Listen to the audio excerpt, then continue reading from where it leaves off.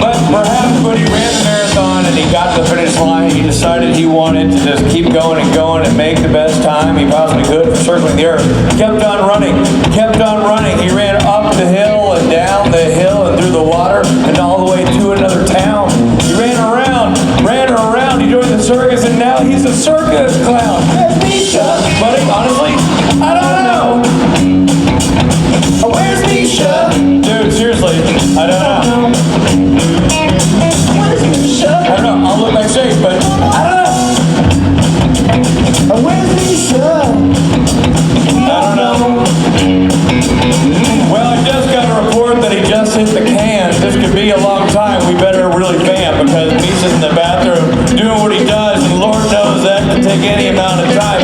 Could be number one, could be number two, could be any combination of both those numbers. So we better be ready for a long, long wait. I'll be honest, buddy, this is not going to be so great. Where's Misha? I think I just told you. He's in the can. In the can. Where's Misha? He's in the can. Probably. Where's Misha? Dropping the deuce. Where's Misha? Well, laying brown pipe. I'm gonna be back here and wait for him, so he knows that we're waiting and we're ready. He picks a fine time to go to the bathroom, but he knows it's time for the panel.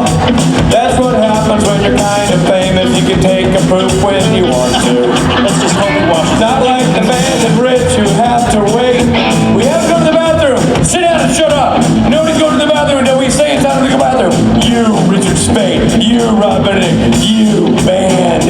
You will go pee and poo when we tell you to go pee and poo, and not a moment before. But not Misha. He can ruin Christmas morning with his dumps. Nobody cares. He's micro-famous. He can poop and pee whenever he wants. It's one of the perks. But still, he's out here forced to ask the question publicly, where's Misha? Well, now we know. Where's Misha? Probably watching. Now we know. It's really taking a long time. I'm thinking it is a number two. I'll tell you what, it's definitely number two, and it's a healthy number two, and he's going to have a real spring in his step. Guys, I got an interesting little factoid for you. You want to hear it? Yeah. Here's Misha. Here's Misha. He's feeling really good. Got a spring in his step. Lost about 2 pounds.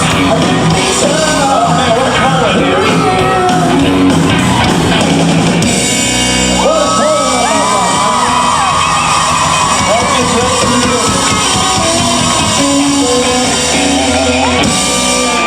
Oh man. Major. Thank you guys so much. That is all the time we have for today. You know, Misha didn't realize for the longest time that he actually had a theme song. He just assumed Where Misha was his song, because he's always late. So one time we did You're My Angel, and you're like, oh, that's my song. Oh. 2 marathon runners hugging. Did you have a poop? Oh, yeah. I came directly from the airport to here just now, and it was like, my driver, he got really excited when I told him, I was like, I have to be on stage at 6:15. He's like, well, we're a half hour away. I'll try. And then it was like we were in a Fast and Furious movie. He was just like going around the other cars, and he's like, you're lucky, he was a young guy, he's like, you're lucky you didn't get one of the other drivers. They're too old to do this. And I was like, well, let's suspend judgment until we arrive alive at our destination. Well, you made it. Mystery solved. And by the way, you look good after a healthy poop. You really do. That's great stuff. You wear it well. Ladies and gentlemen, Misha Collins.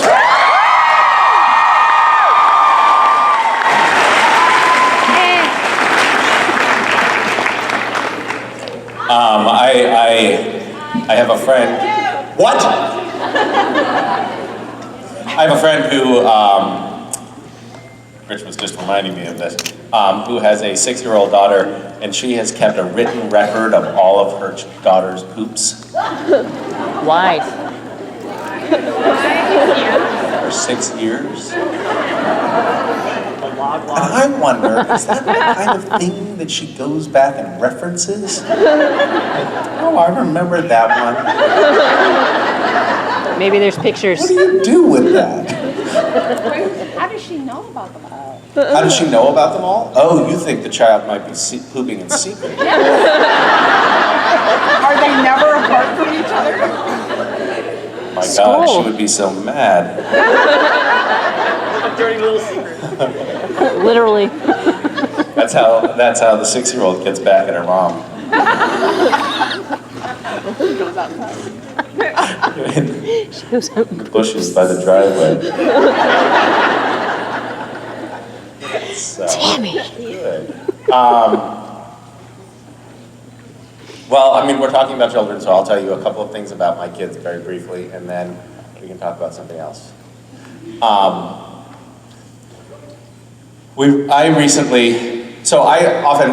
Last night I was shooting Supernatural. I just started 6 sentences before finishing one.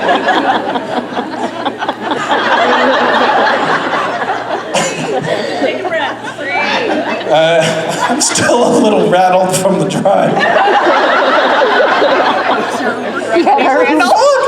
We went over like this overpass. We're on the highway. We go over this overpass, and like a few seconds before we go, he's like, "We're gonna hit a bump." I was like, "We're on the highway. Like, if going over an overpass is gonna make me hit my head on the ceiling, we're going too fast." So I'll shoot late, and then I'll typically commute back across the border to where I live in Northwest Washington, and then go home and go to sleep. And then sometimes it's like 3 o'clock in the morning when I get home, and the kids, they don't seem to have, there's a word for it, empathy. And so they will come in and, well, first of all, they come into the bed as soon as they can in the middle of the night. And so we go through this whole charade of like, we put them to bed in their bed, and then by the time we're ready to fall asleep, they've already come in crying about something or other. And then they snuggle in with us. And I was like, this is it. I'm done. Can't do it anymore. Everybody, grown-ups only in this bed until 6:30 in the morning. That's the new rule. And we lock the door. And the kids, in the middle of the night, they come up, they rattle the door, and I'm like, fuck, it's locked, and they go back to bed. And all it took was locking the door. It's so amazing. 8 years of suffering, and it was a simple question of just locking the door. But the night before last, Mason started crying. And so Vicky got up to go to the kids' room and console Mason. And West took that opportunity to sneak in. Unseen in the dark, he snuck in. And then he came in and he cuddled with me, and I assumed that Vicky had said, like, just you get out of here, like I gotta put Mason back to sleep or something. And then Vicky came back about a half hour later and found West in the bed, and she was like, what are you doing here? And he looked at her and he said, that was so great. And then he left, like he just got his little cheater snuggle and then left again. But you have to watch them like a hawk. And one of the things that Vicky did when we were trying to figure out how, before we figured out the genius solution of locking the door, one of the things that we were trying to do is incentivize them to stay in the room. So it's like, if you wake up early, that's fine. We have some special toys that are just for when you wake up early. And Vicky got them a couple of special toys. This is not a joke, what I'm about to tell you. It's totally true. And it shows kind of a lack of strategic thinking on my wife's part. They're going to be loud. She bought them a plug-in, amplified karaoke machine.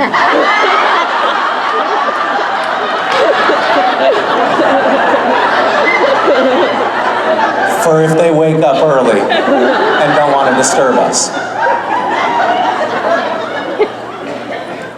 And I woke up like I thought we were being raided by the police or something. I didn't know what was going on. I was like, what the fuck is that? Like Sting and the police? Okay. Okay, so a couple more things that are just popping into my head. One, this is kind of a slightly stale story, but it's related to another story, so I'm going to tell it anyway. So we in Washington State, there's a few places you can go where they have like sexy lingerie coffee shops. So it's like a drive-through coffee place. You can go and like you get your coffee, but it's from like a barista who's barely wearing anything, and it's from Fredericks of Hollywood. And we we drove through in the minivan with Wes and Mason, Atticus and Phoebe, and they're like the best friend pod. So Phoebe and Mason are best friends, and Atticus and Wes are best friends. And Atticus said, "Why is she wearing a bathing suit?" And Wes said, "I don't think she's. I don't think she. Why is she wearing a bathing suit? Is she going swimming?" And Wes said, "I don't think she is. I think she's just showing off." And then he said, "But we are close to the ocean."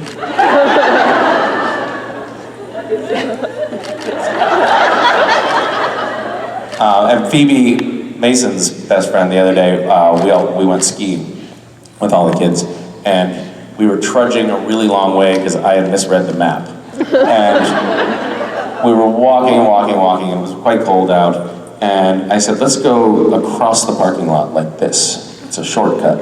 We walked a little bit longer, and Phoebe said, "I don't think this is a shortcut. This is a cold cut." I just thought was kind of great. All right, that's enough of that stuff. I'm sorry for digressing.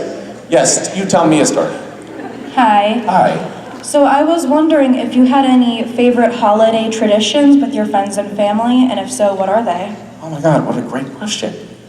Do you have family holiday traditions that you like? I do. We go to a craft fair every year in a historical town in Christmas, Florida. Wow, that really sounds appropriate for the season. And you like it when you do this? Oh yeah. Okay. Oh yeah. I look forward to it all year. God, that's a good question. I'm one of those people that like all of the trappings of the holidays, and I'm a traditionalist as well. Like, I like to decorate the tree. I like to decorate the tree properly. I like to, on Thanksgiving, I like to make all of the traditional Thanksgiving dishes, and when people try to stray from that, I'm like, why are you making that? I like the stockings. My kids are just at that point where they're starting to, well, my son is just at that point where he's starting to wonder. And I had lied to him for some time about finding treasure maps, and eventually he kind of put it all together, because it seemed like the only time that him and his friends would ever find treasure was when I was with them. And he's like, "That seems just a little suspicious, Dad." And also, you also seem to know when we're not gonna find treasure. Because I'll be like, "I just don't think there's any treasure over there, guys." And I've gotten kind of lazy. And so we have this tradition in the house where we hide an advent calendar, and the elves hide the advent calendar. Kids, you're not watching on stage yet, are you? So the elves hide an advent calendar every night when the kids are sleeping, and then they find it and they open it up, and it's like really great. And sometimes the elves write notes explaining why they forgot the night before to leave it. And they kind of believe it. Like one day I came home and I found West, he had a hammer, and he had broken a good sort of child's head-size hole in the drywall. And I was like, "Wes, what are you doing?" And he's like, "I'm looking for the elves." Because I told him the elves live in the walls. And I, at that point, had to do a 180 and be like, "All right, well, let me know what you find."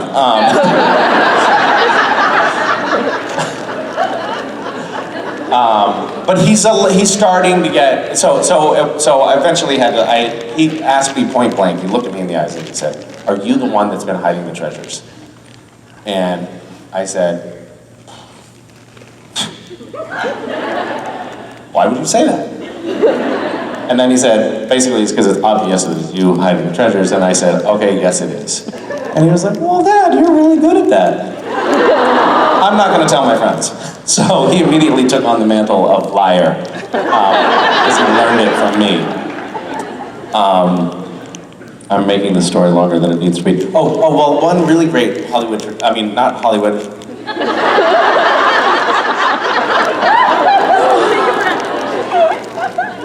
I was up shooting late, I'm sorry. Okay, holiday tradition that I really loved as a kid was something my grandfather did.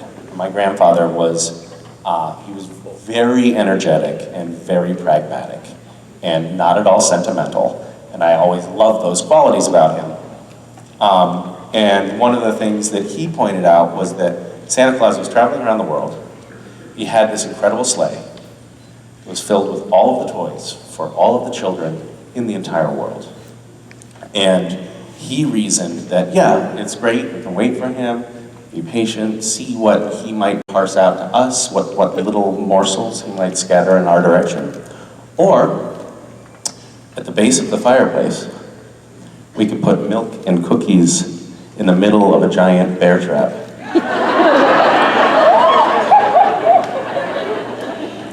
And catch him, dismember his body, and hide the remains, and then take all the toys for ourselves. And he started doing that around the time I was 5. And I have to say, as a 5-year-old who was already starting to develop a conscience, I was like, this sounds like a great idea.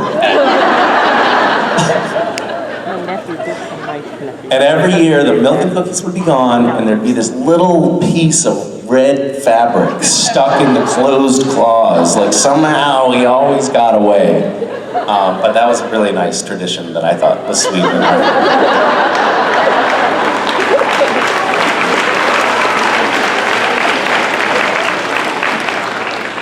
Hi. Hi. If you had total creative freedom to pick the plot of an episode, what would it be? Oh my goodness. Body swap, musical, and Trump turns out to be the devil. All of them mashed up into one episode. So real life? How about you? Good. I think I would just have all 3 of the boys, you, Dean and Sam, just in the bunker, not hunting or anything, just doing nothing. Just doing nothing? Yeah. So you're not a writer.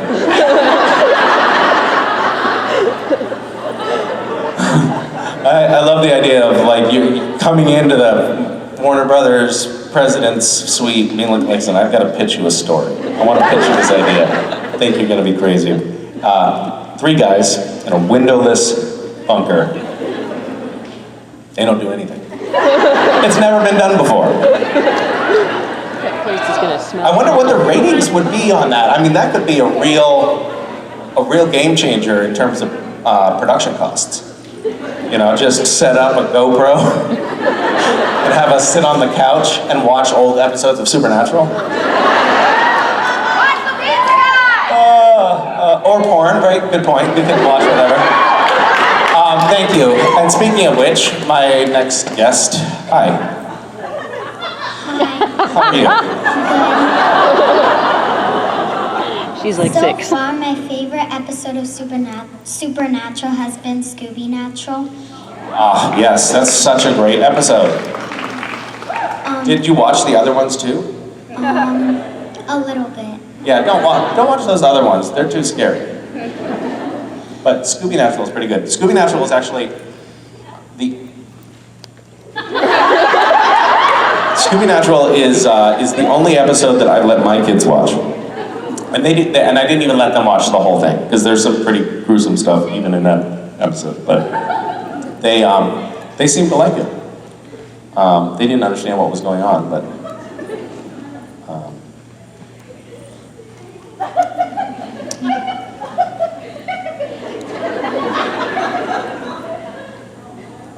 There's more to her question. What are we going to talk about? What's your name? J-Lo. Jayla? I like that name. I also like your sweater. Thank you. It says elf on it. Yeah. What is your position on elves?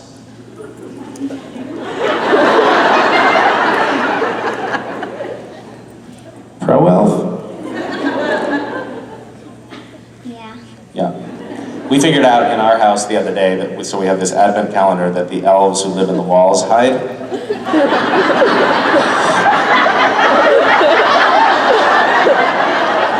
And we did the math and we figured out that it's big enough, it's made out of wood and it's, a little bit heavy. We think it probably takes 4 elves to move it around.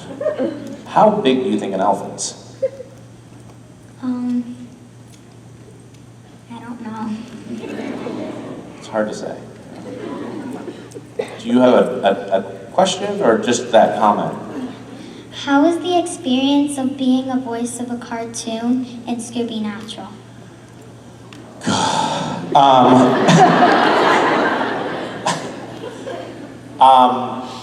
It was great. It was great. It was kind of funny because people like me don't know this, but it takes an entire year to make an animated episode of TV.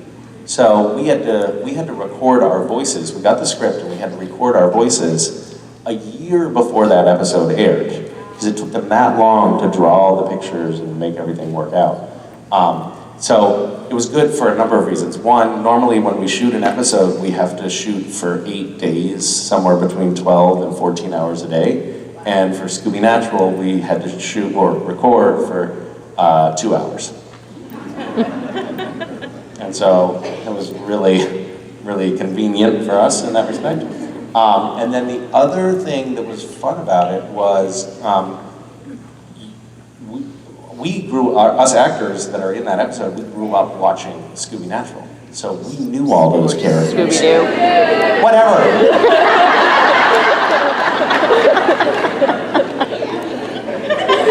God, you're so nitpicky. I'm tired. Cut me a little slack. We grew up watching Scooby-Doo, so we know all of those characters and those voices, and so for us to get to see ourselves mixed in with that is just super, super cool.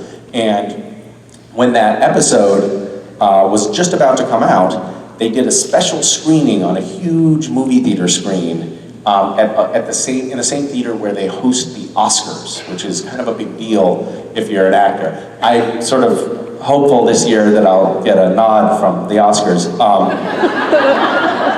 But it was just really cool to be in that theater and watching it on the big screen with a big audience.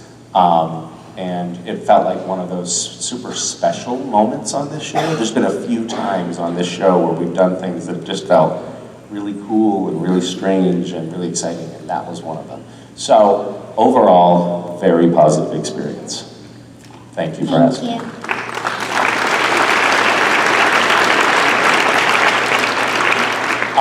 I had a conversation with Andrew, our showrunner, afterwards, and I was like, this was so great, we have to do other crossover shows, and he's like, we're already pitching stuff, and I was like, I want to pitch you something. What about if we did a crossover, Supernatural and Real Housewives of Beverly Hills? Wouldn't that be great? He didn't like the idea. Hi. So my question is, what did you do to get into the mindset of playing Lucifer for season 11? So I went back and watched a lot of what Mark Pellegrino had done, and then the morning before I started shooting for that character, I actually went over to his Airbnb in Vancouver, where he was staying, and him and his wife helped me go through the scenes from that episode, and I cheated, basically. Yeah, it was fun though. It's not something that I've ever done before. Like, how would you do this? And then he would show me, I would do something like this, and I thought, okay, got it. And he told me that his inner monologue whenever he's in a scene with another character is either, when he's looking at someone else, he's either like, I want to have sex with them, or I want to kill them. And he's always trying to figure out which is which I thought was very helpful.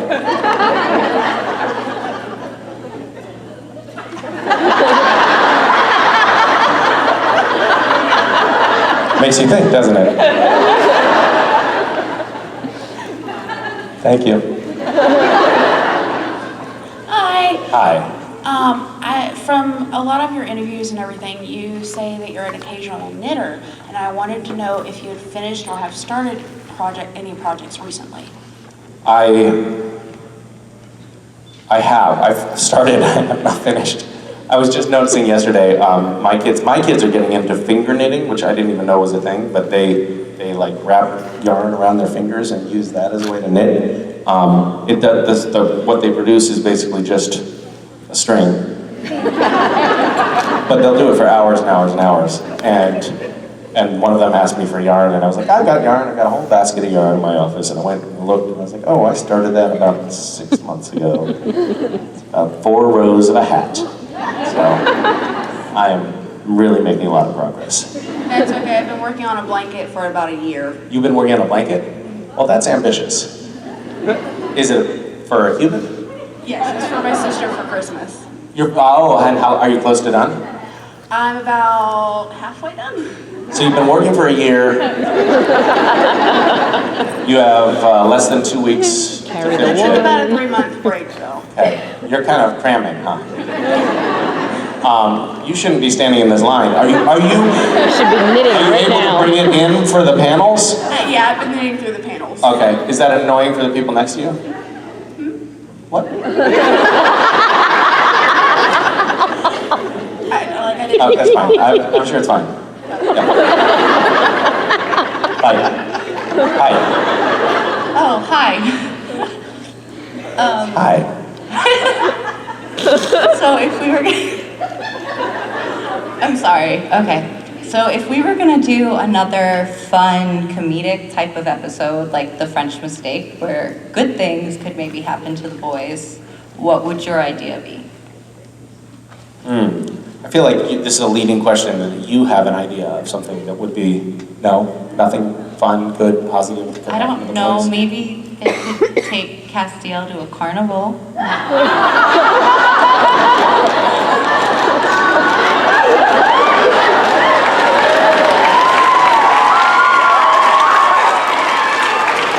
I think we've actually generated 2 really good episodic storyline ideas today.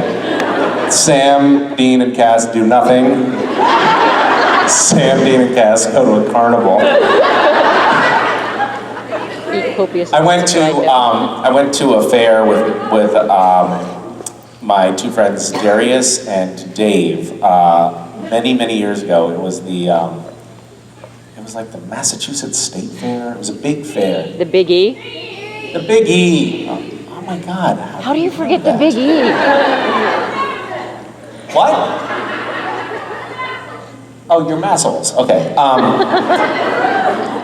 not. And so we actually happened just to be driving north on Route 91, and we were like, oh wait, there's a sign for the Big E. Well, you know what? Let's go.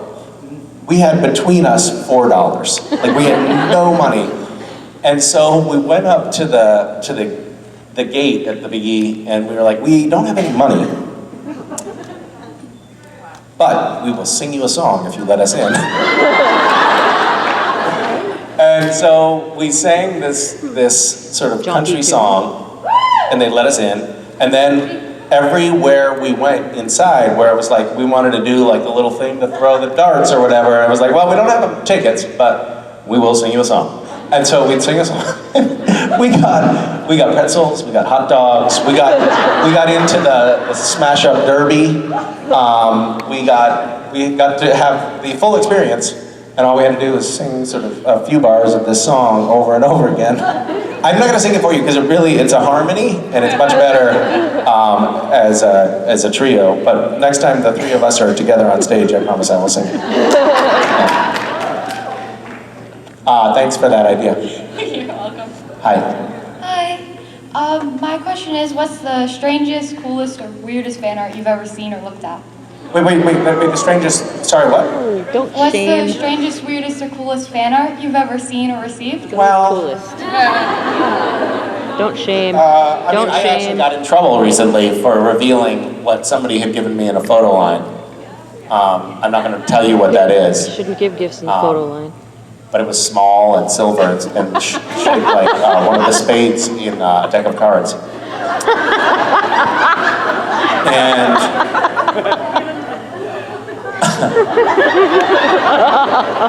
Don't look this up.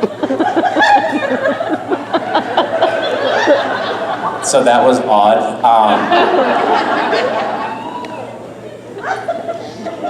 There was a really well-produced book of photographs that was all cats dressed up as the characters of the show. The lighting was impeccable. The cats were excellent actors. And they were all in like these kind of domestic and romantic poses with one another. And I do have to say that when I first joined the show, I didn't expect to see stuff like that.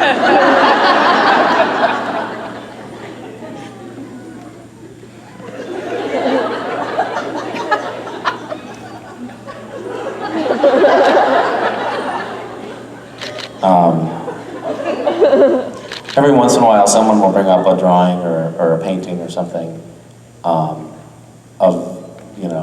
my countenance, my face, and I'll just look like some sort of horrific snaggletooth monster.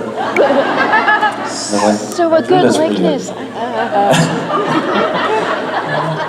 Oh my God, it's so low. I love it so much. I know just where I'm going to put this over my bed. Thank you. Have you seen any strange fan art? I have, because I draw, so when I draw portraits, I have to look for... I hope, by the way, that you weren't one of the people that I'm talking about. It's really terrible. No, but when I draw portraits, I look for reference pictures of other people's work. So I've seen some strange stuff. Oh, okay. Like what? Some on the R scale and some on like the G scale, so it really just depends. Yeah. Some on the X scale? Yeah. It's not good. What do you guys think? How many of you guys are still on Tumblr? So, not that many. I mean, I think probably 4 years ago, if I had asked that, half of the room would have raised their hands. But they recently banned adult content. And I can only assume that they're just trying to get the supernatural stuff off. They could have just said, we're no longer allowing supernatural fan art on the site. Because I think that's what they're going for. But that's right, you guys can start your own website. Okay, good talk.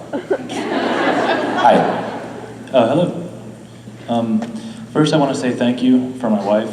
She went through 2 major heart surgeries this year and you really inspired her a lot. Oh my goodness. And has she made it out the other side?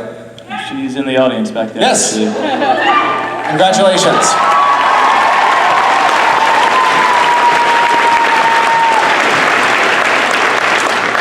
But the question that we have is, when you were introduced earlier in the show as the first warrior of heaven, you've been my favorite character since then, but recently you haven't won a fist fight in like 4 seasons. So, I'm wondering, are we going to see a return of Fearsome Warrior of Heaven, or are you kind of infomercial guy forever now?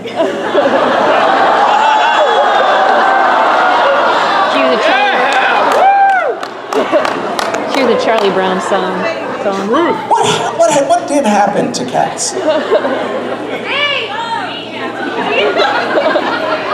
Dean rubbed off on him? Is that what you're saying? I don't understand where, because he's supposedly at full power at this point in the storyline, except he doesn't have his wings, we know that, But still, like, come on, man. Make an effort. It's kind of tough to explain, and I can't. I'm sorry. I wish I could. We have we're shooting right now episode. I'm not going to tell you what. Well, you know. We're shooting episode 300,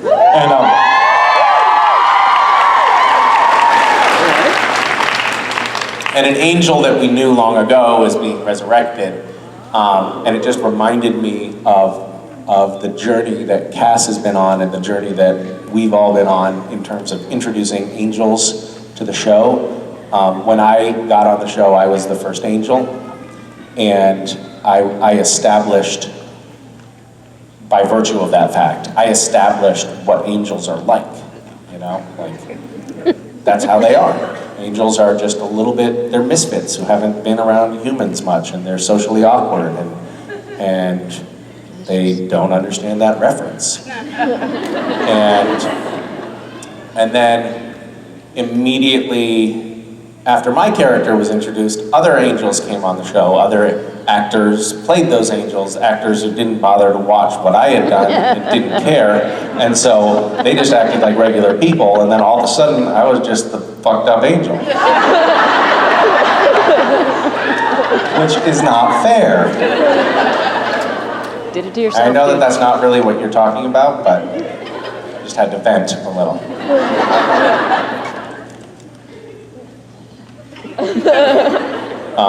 Yeah, I don't know. I don't know why Cass is not a better fighter these days. I think one thing that has been sort of plaguing the show for a long time is that it's not good for the story. If Sam and Dean's ally, Castiel, is like super powerful and can just snap his fingers and win any fight. So for a long time, Cass was getting hobbled in some way or another, like he would lose his grace, or he'd become human, or he'd go crazy, or he'd become Lucifer. Like he went through all of these iterations that made him not a great asset to the boys.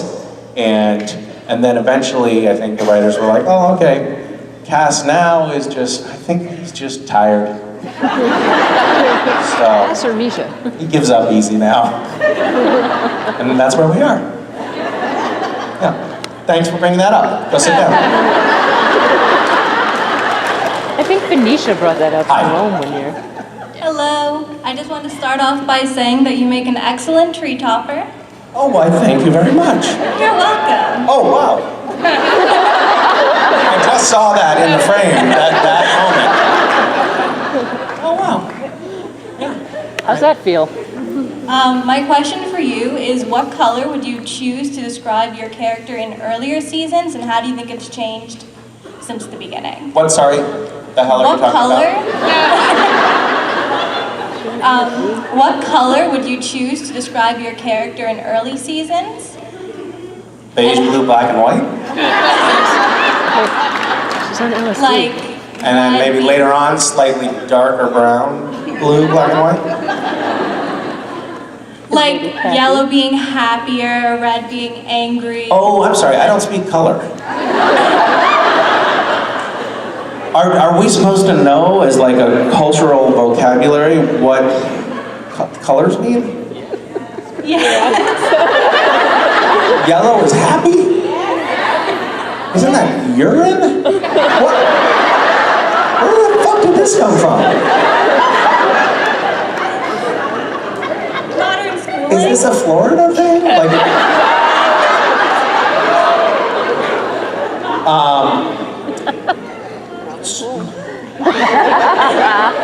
so do you go around and you suss people out and you're like, that's kind of a yellow person? That's exactly what I do. Is that what you do? That's exactly what I do. What color are you? I believe I would be more of an orange because I have mixtures between red and yellow every now and then. Our president is orange too.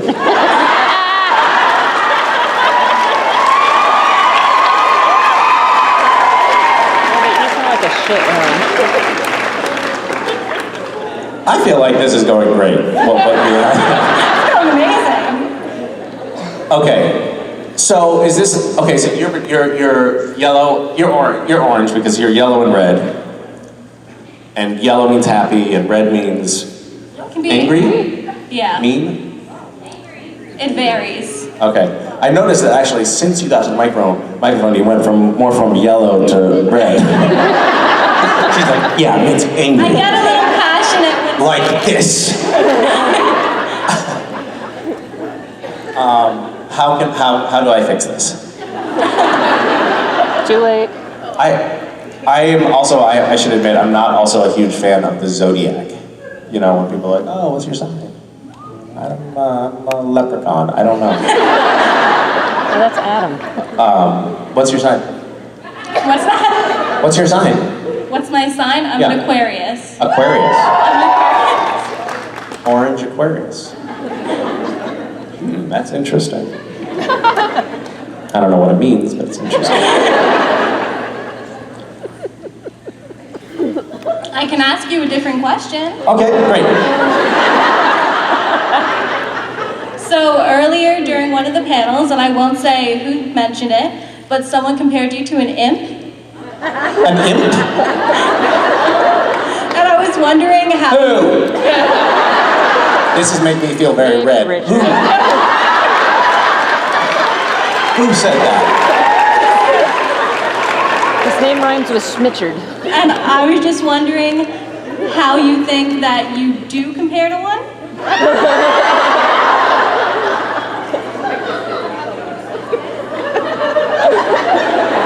Can we start screening the questions from now on?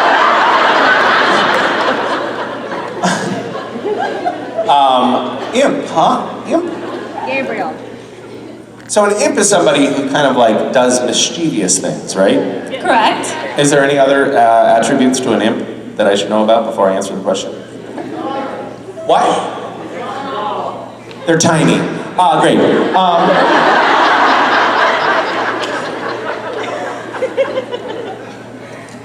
So in television, typically, actors are never more than 3 feet tall. Everyone is tiny on television.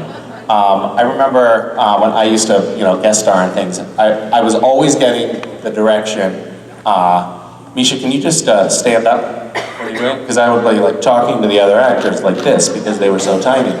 And in Supernatural, we have this weird situation where there's somebody who is a disformed giant, and Jensen is pretty tall too. Like, Jensen's, way above average for actor height as well. And I'm a reasonably tall individual, but I look like a fucking imp. And so, oh my God, I wish I had taken a photo of it. I'd show it to you right now.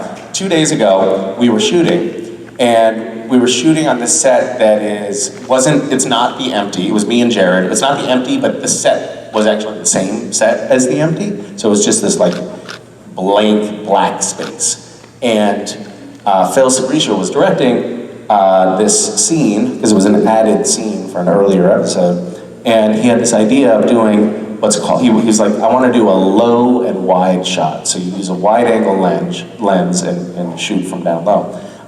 Basically, when you hear the director say, like, we're going to use a wide angle lens, an actor goes, oh, because they just make you look awful. Like, that's the only reason to use a wide angle lens, is to make an actor look like a monster.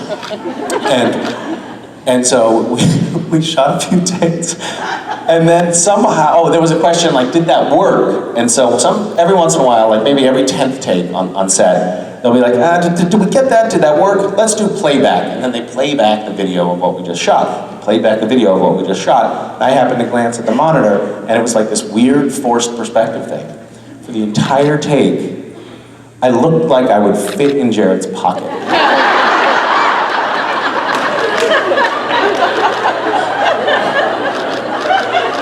And I like, for a moment, it occurred to me, maybe I can just like grab that chip out of the hard drive and destroy it, because like it will haunt me forever. And because there's no other reference point, it's all black. You just see tiny me and enormous Jared. enormous Jared with his tiny little imp friend. It was really tough to look at. So, in some respects, I feel rather impish on the show. I also like to cause trouble. That was their point. That's a factor? Yep. Who said this? I'll kill Smitchard them. mate. I'll cut their legs off.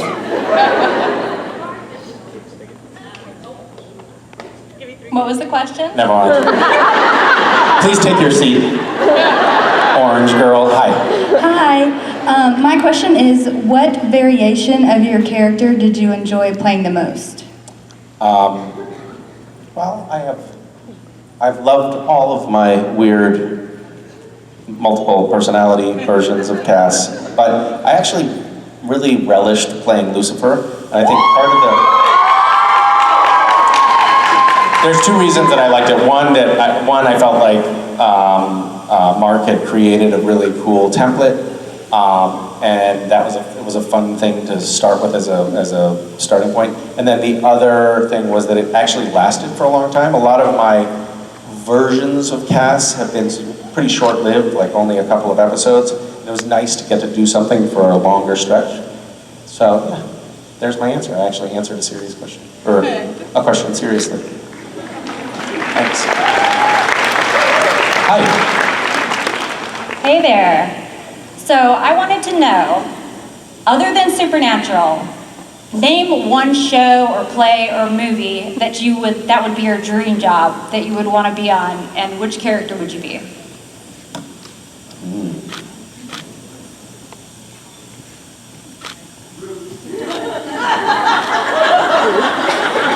What did you say? Beth and Mike? Magic Mike. Oh, Magic Mike?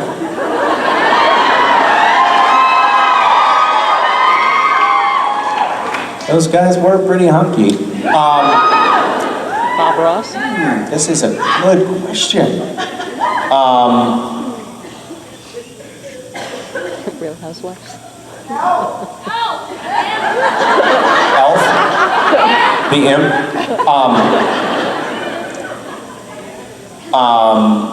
To be honest with you, I've actually sort of reflected on this question lately, and I think that I would like to do something totally different. Like, Price is Right? Shirt off, is that what you said? I think I'd like to do something like, like what Anthony Bourdain was doing, or something like that. Like, I'd love to spend time just exploring the world and talking to people, and maybe unveiling the strange underbelly of various different cultures or communities or something like that. I like the idea of at least taking a break from being on a series when Supernatural is over. Because I'll be in my 60s and... So next year then? Can you believe it? It's been going so long. We were just, Jared and Jensen and I were just reflecting on how when the show started, and the characters would pose as FBI agents, it was like, please. No one in their right mind would believe that someone that young could be an FBI agent. It's ridiculous. And now when we do it, it's like, I don't think FBI agents are that old. It's a small window of being. Okay, thanks. Hi. Sorry. Hi. My daughter Shannon, who is an aspiring author, would love to get some poetry book recommendations and where she can find your work as she enjoys what you post on social media. Well, that is a very well-read question. Thank you. Your daughter is an aspiring poet or novelist? Author, too. Okay. Oh, hi. Hi. Do you always have your mom speak for you? Oh, she got picked. Yeah. And you couldn't pretend to be her? No, they can't. Mom, give me your badge and your glasses. There are a lot of poets that I love. I think my favorite poet is still Mary Oliver. I just love her. I've been working on poetry lately, to be honest with you. I've been writing poems. It's a very strange thing to be doing in this day and age, it seems, but I like it and I don't care. So, I still am fantasizing about maybe at some point putting them together in something that has pages, which would be called a book. But we'll see. Yeah. And you can find the poems that I have written that are out in the world if you ask your mom to get you the internet. And then you can find it from there. Yeah. Thank you. Thank you. Hi. Hi. My question to you is, if you were to ever get a tattoo, what would it be and why? I would get a tattoo of a salmon. Me too. Swimming upstream. You too. Yeah, I think pretty much everyone says that. But I have a very specific reason and a very specific story, which is very long, and I'm sorry that you had asked this question, but I was on a long bike ride with my friend Darius. And we've done a few of these rides where it's like a multi-day ride. And we were riding around the Olympic Peninsula in Washington State. This was probably 9 years ago. And we'd been riding, we'd ridden maybe 90 miles that day, and we were pretty tired. And it was late afternoon. And we came into the town of Forks, Washington, which is where they shot Twilight. Or where Twilight was set, maybe? I don't know. Yeah. Don't care. So, riding through, and it's kind of a rundown town. We went to the one grocery store in town, and we were wandering the aisles, and we decided that we were gonna pitch our tents somewhere a little further down the road. That's what she said. That night, and we're gonna have a fire, and we decided, let's get some fish. Let's get some nice fish and cook it on the fire. So we went in, and all the fish they had were like these little sort of gnarled, freeze-dried packets of fish. Everything was frozen. We asked this woman, do you know anywhere in town where we can get fresh fish? Because we're right on the ocean there, basically. It's like, there should be fish everywhere. And she said, no, there's nowhere in town. And then we started wandering around the store and feeling kind of dejected. And then she came up behind us, and she's like, I feel really bad. I lied to you. I was just at the food bank, and a fisherman had brought in all these big fillets of fresh salmon. And I don't even eat salmon, and it's in the trunk of my car. I should give it to you. Oh, and we were like, yes, you should. So we went out to the parking lot, we got this beautiful fillet of salmon, we put it on the back of our bikes, and then we rode on, and we went off the main road and up this mountain, and then we were going down the mountain, got to the peak, and we looked at each other, and we're like, let's race. And so we went as fast as we could down this mountain, and forgot that we had saddlebags on the sides of our bikes, and got too close to each other and hit each other when we were going about 50 miles an hour, and had just this horrific fall. And I remember like rolling and rolling and rolling, and I kept checking and being like, I'm still alive, I'm still alive, I'm still alive. And I sort of peeled myself off the pavement when I finally stopped, and Darius was maybe 50 yards away in a ditch on the side of the road, and I yelled his name, and he wasn't moving, and I went over to him, and he was just covered in blood and not responsive. Finally he woke up, but he had amnesia, he didn't know where we were, and long story short, this is one other thing that was really amazing. We stood there, we were on this little side road, I stood there and like just sort of had my hand on his shoulder for about a half hour before a car came. And this old Lincoln Continental pulled up, and I like got in the road in front of the guy and stopped it. And I was like, can you get us to a hospital or something? My friend can't remember what year it is, and he's bleeding badly. And the guy was like, no, sorry guys. I just went to Costco, and he had all this toilet paper in his backseat, and he just drove away. What the fuck? So eventually we got to the firehouse, and then to the hospital, and we spent the night there. And our fish was left on the side of the road. And we both spent a lot of time sort of processing the experience, and then decided that that we had to be more grateful for the things that come into our lives. Like this amazing sort of gift from on high was given to us, and by being careless, we had squandered it. And so that fish came to symbolize something for me, like be grateful and appreciative for the good things that come along in your life, and don't squander them. And add to that the fact that for some reason, for the first 3 years of Mason's life, my daughter, my son called her Sockeye. And no one knows why. But the moment he could put sounds together, he was like, Sockeye. So that's why I would have a sockeye salmon tattoo.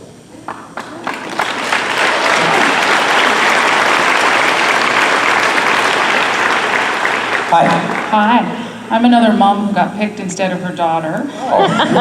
And her question is, what was it like filming the episode The End in season 5 when you were playing a human version of Castiel? Oh, the druggy version of Castiel. That was great. Are you a watcher of Supernatural, or are you just here by coercion? I'm here with her now. She's turning 17, and so she's made me watch 10 episodes. Okay, so you don't know this. You don't know this episode. Sorry, 10 seasons. Yes, I saw it, but I don't remember it like she does. There's a scene in this episode where Castiel is sitting around cross-legged with a bunch of attractive young women, and he says to everyone, "Now it's time for everyone to go get washed up for the orgy." Oh my goodness! So your daughter is making you ask a question about that. How do you feel about that? I feel like she shouldn't have done that, being only 16.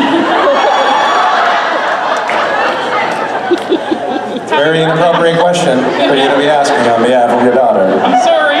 It's all right. She's like Canadian. Throw her under the bus.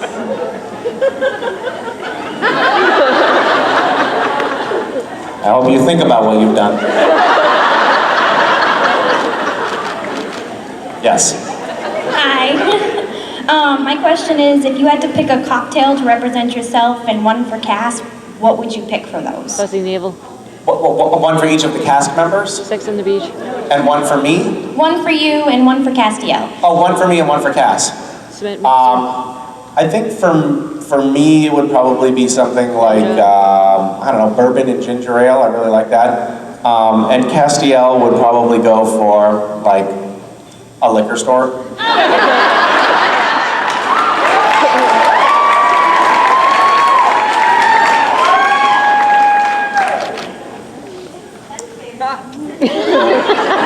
We actually had a drinking scene recently that we shot where Castiel was drinking, and I'm sure it was all tea. We did a lot of takes where Cass just drains the whole bottle.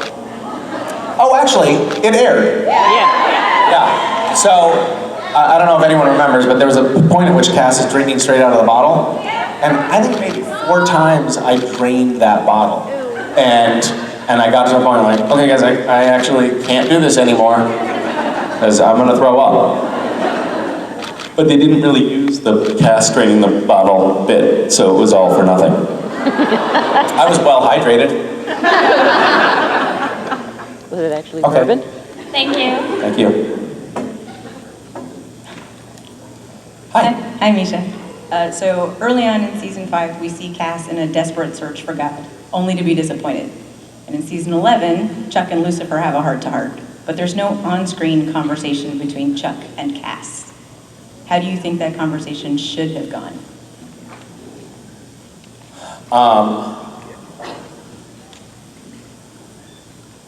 You know, it's interesting because I think that in a way, God is father to all of the angels, but unless you're one of the archangels who was there from the very beginning and one of the favored children, I don't think that there was ever a close relationship between the angels and God. It's almost as if God, at some point along the line, decided that he would just be a sperm donor.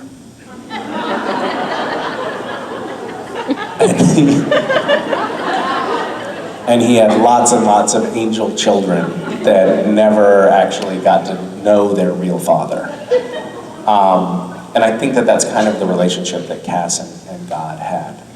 It's clear that Cass was somehow, I think, special to God because, for example, in the end of season 5, Cass is resurrected, and I think we can only assume that that was God that did that. But I also think that I thought about the very question that you're asking, and I felt like it was appropriate for that conversation to really take place between Lucifer and God and not Cass, because I don't feel like there's that real emotional history between the two of them. I think with Cass, it's more just this pervasive sense of abandonment. He was abandoned before he ever got to know his father, which is hard in its own right, but probably not something that Chuck would have the patience to talk about. He could write him a letter. That might go a long way. Yeah. Thanks. Hi. Hello. So this question ties into the last episode, but I'll state it in a way so it doesn't spoil anything. But what specific... Who cares? It already aired. Well, it aired honestly. Wait, aren't we allowed to spoil it now for people who didn't watch it? Well, yes. Who comes to a supernatural convention and doesn't watch the recent episode? It was more than 24 hours. That's the cutoff. Why everyone is yelling at me at once and I don't know what you're saying? The hotel doesn't have the CW? Haven't you ever heard of pirating?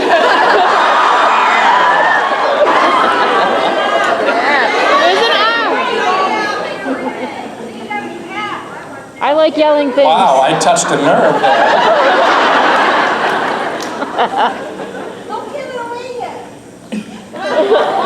There's a drinking scene. There's a drinking scene, I'll tell you that. Cass drinks a lot. Cass gets drunk and makes a fool of himself. Yeah, just like Magic Mike. Gonna be honest, I couldn't tell you much because I didn't watch the episode, but but my friend did, and they gave me a very good question. Now. All right. So my question is, what specific event would have to occur to make Cass unbelievably happy? I swear to God, you fucking... Well, I'll tell you, so... No. No. Or we could let him answer.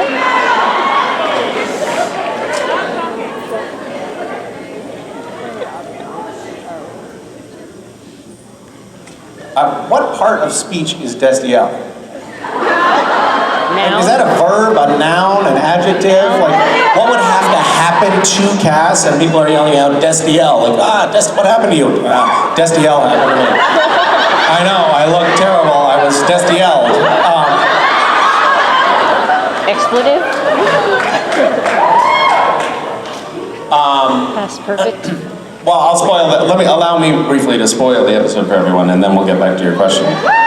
There is a seed planted in the episode that if Castiel finds himself ever, quote, truly happy, that something terrible will happen to him. So, that sort of, boo, boo, I hate Mike! I hate Mike! Quick, Billy, get out there and stop Mike from doing whatever Mike's gonna do! We hate Mike! We hate Mike! We hate Mike! We hate Mike! So sorry, Misha, this is his last show. I told him, I said, you step on that stage, this is your last show for the year. Bye, Mike! Son of a bitch. You're not doing another con this year, dude. I told you not to come out on this stage. Christ. We love you, Robot Mike! Trying to train a robot to play bass. Yeah, I know. None of us are ready yet. This is one of the hardest things I've ever had to do. Is interrupt the magic that is a Misha Collins panel. He gives so much of himself that he didn't want to bring last night's meal onto this stage. So he took a poop.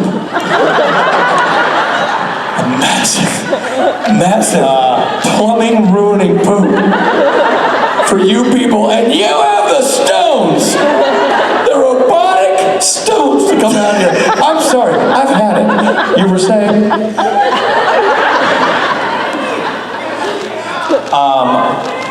I love how you committed to that, even though it was going so far off the rails. No, doesn't matter. Once a joke starts, I'm going to finish it. Well, I don't care what people think. When I realized it wasn't working, I thought to myself, why quit now?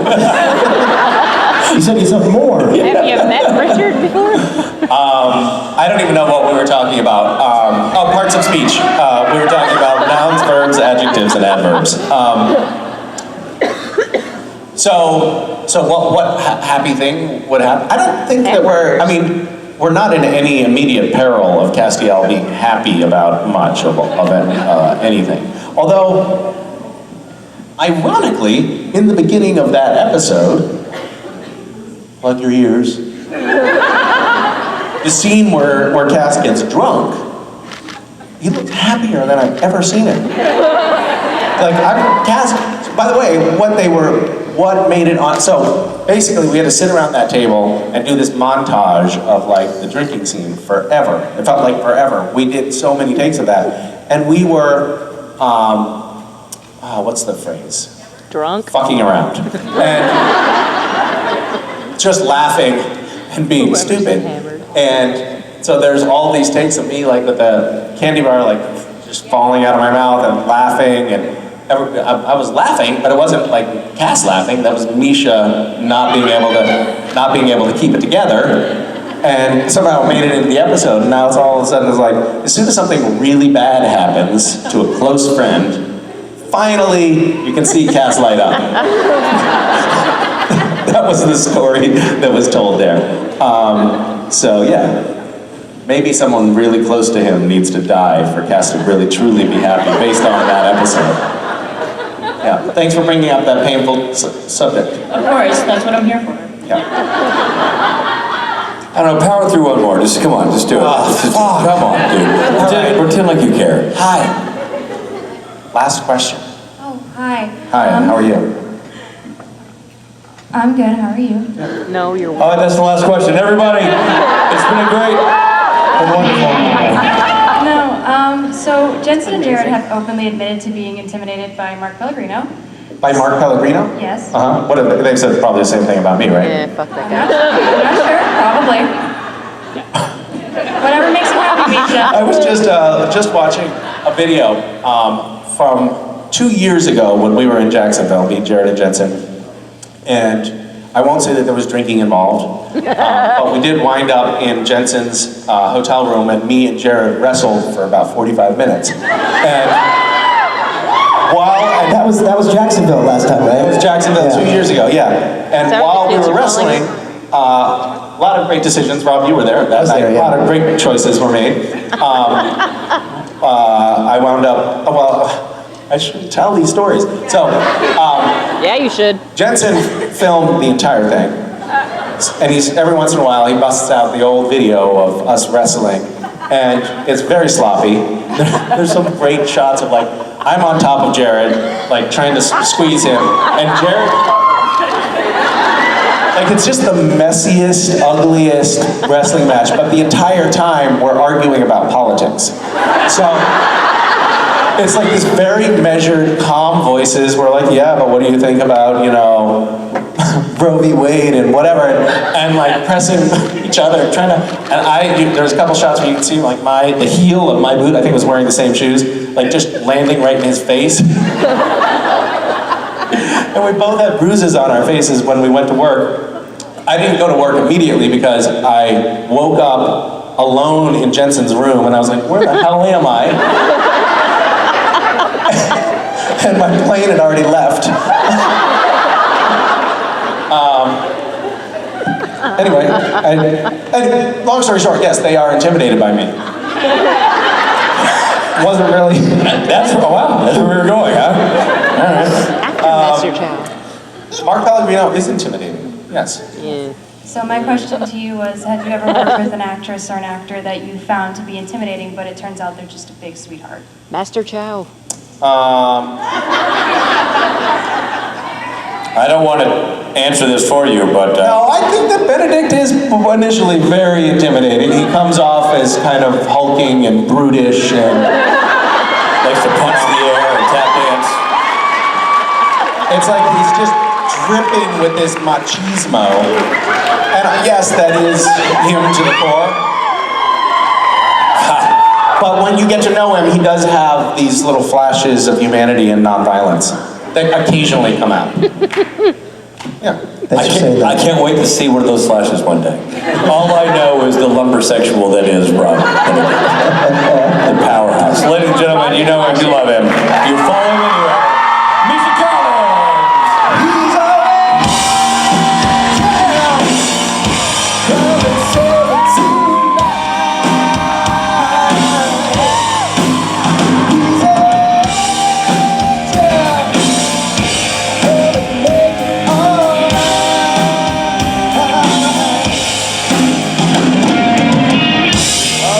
That's all she wrote for today.